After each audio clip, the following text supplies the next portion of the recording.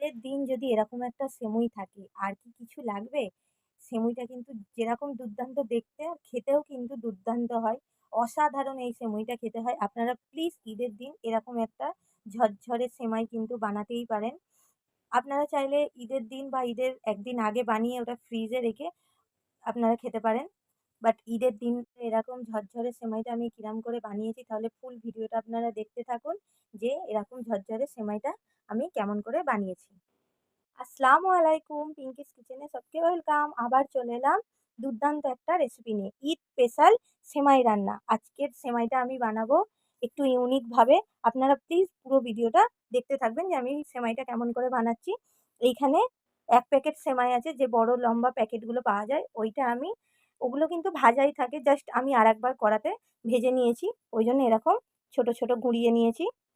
আর এটা আপনারা যেকোনো মুদিখানা শপ থেকে এই সেমাইটা পাওয়া যায়। আপনারা ইজিলি পেয়ে যাবেন।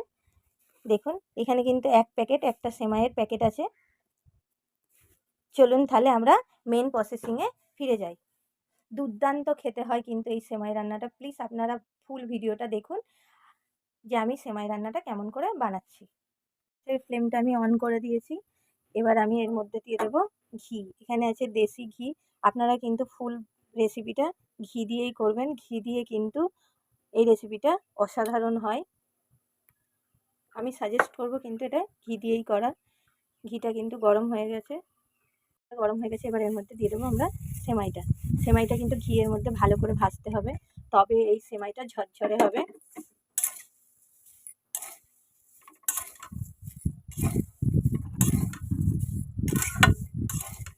এটা ঘিয়ের সাথে ভালো করে ভাজা ভাজা করে নিতে হবে। আর গ্যাসের ফ্লেমটা কিন্তু লো টু মিডিয়ামে রেখেই কিন্তু এটা ভাজবেন, যেন না সেমাইটা পুড়ে যায়।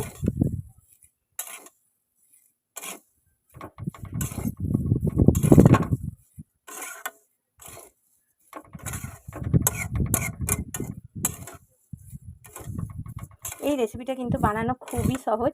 সামনে ঈদ আসছে। ঈদের দিন আপনারা সকালবেলা এই সেমাইটা কিন্তু রান্না করতে পারেন। খুবই তাড়াতাড়ি হয়ে যায় আর খেতেও কিন্তু দুর্দান্ত হয়।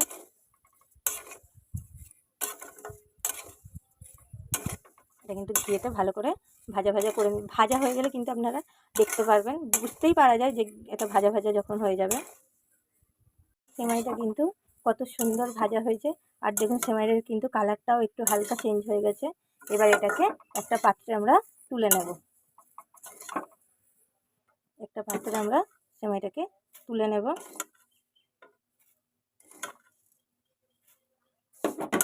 তাহলে আমরা একটা পাত্রে তুলে নিয়ে ফিরে আসি। কড়াই বসিয়ে দিয়েছি, এর মধ্যে দিয়ে দেবো আবার 1 টেবিল চামচ ঘি। গ্যাসের ফ্লেমটা কিন্তু কমই রাখবেন। এবার আমি দিয়ে দেবো কাজু বাদাম কুচি, দিয়ে কাজু বাদামগুলো হালকা ভাজা ভাজা করে নেব। গ্যাসের ফ্লেমটা কম করেই কিন্তু ভাজবেন, না হলে আবার কাজু বাদামগুলো কিন্তু বেশি পুড়ে পুড়ে যাবে।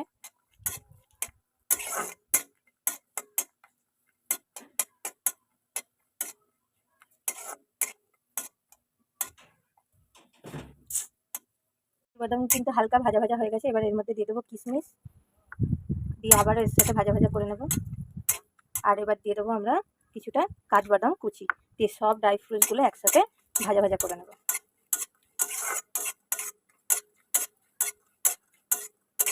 এবং কিশমিশগুলো কিন্তু কত সুন্দর ফুলে ফুলে গেছে।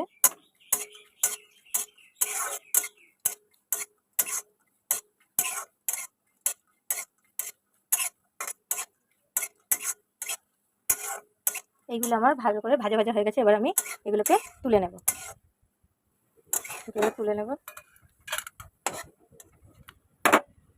এর মধ্যে আর 1 টেবিল চামচ দিয়ে দেবো আমি ঘি। এই রেসিপিটাতে কিন্তু ঘিটা একটু বেশিই লাগে আর খেতেও কিন্তু দুর্দান্ত হয়।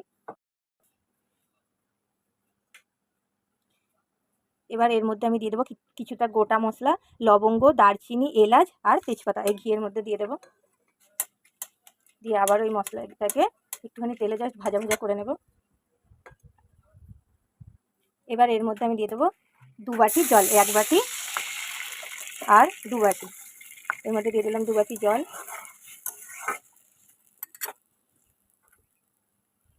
আর এর মধ্যে দিয়ে দেবো দেবো স্বাদ মতো চিনি। এটার আমি 1 বাটি চিনি দিলাম। আপনারা যেমন মিষ্টি খেতে পছন্দ করবেন তেমন কিন্তু চিনিটা আপনারা ব্যবহার করবেন। জাস্ট চিনিটা এই শিরাটার মধ্যে মেল্ট হয়ে যাক, একটা জাস্ট বলদ উঠে যাবে, তারপর আমরা সেমইটা কিন্তু মেশাবো এর মধ্যে।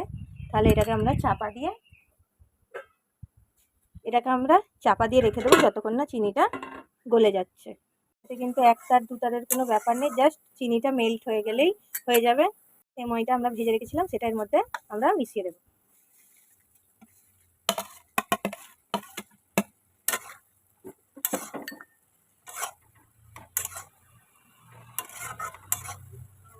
এবার ভালো করে, আর যে ড্রাই ফ্রুটসগুলো আমরা ভেজে রেখেছিলাম সেটাও এর মধ্যে অ্যাড করে দেবো।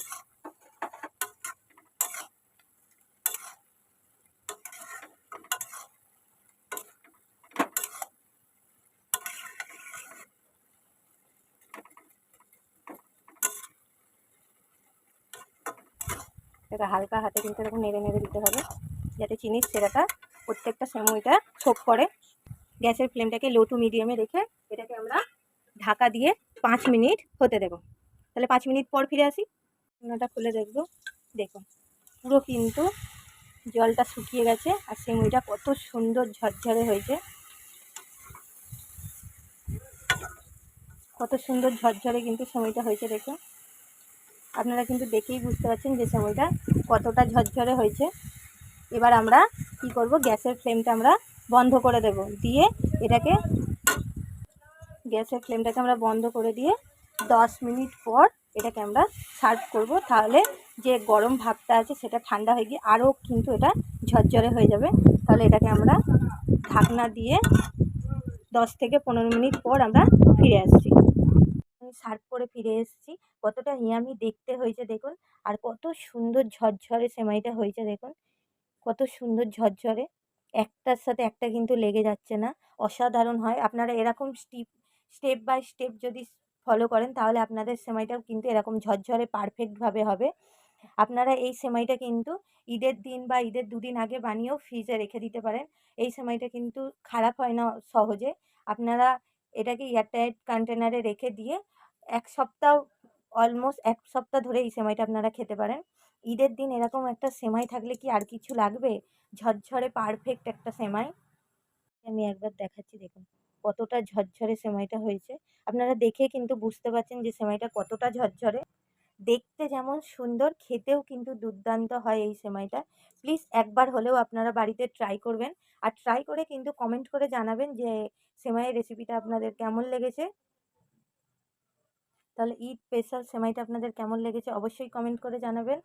সুস্থ থাকবেন, ভালো থাকবেন। আবার ফিরে আসবো অন্য কোনো দিন, অন্য কোনো রেসিপির সাথে। আল্লাহ হাফেজ।